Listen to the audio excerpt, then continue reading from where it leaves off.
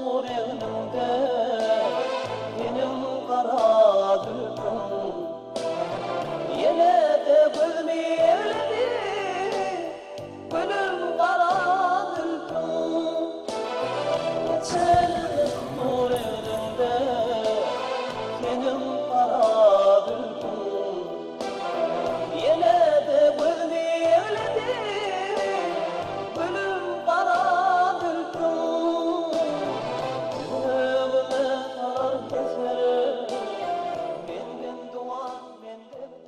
Hanını şunu allavur aydınmır koy. Benim Halipa, şu birinci kadrda sağ taraftaki çıralar çepe geçirsek neyle olur? Balam bana kıyın vermeden bir köfecik et berayda. Halipa rev sula olanaydı ya. Rap diyen ne oluyor mu?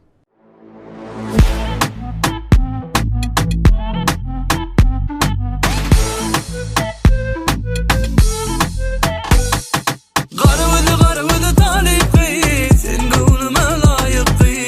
Başa gıyda bakmarım, meherli celalik kıyı. Gara göz talip kıyı, sen gönlüme layık kıyı. Başa gıyda bakmarım, meherli celalik kıyı.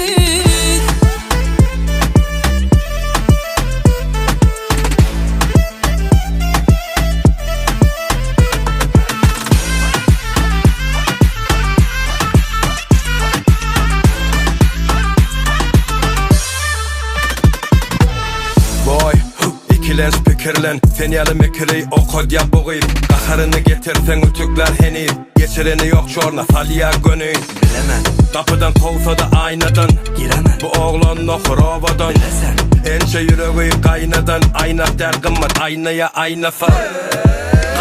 Garvıdı talip kıyı, sen gönlüme layık kıyı. Başa gıyda bakmarım, meherli celalik kıyı. Gara göz talip kıyı, sen gönlüme layık kıyı. Başa gıyda bakmarım, meherli celalik kıyı.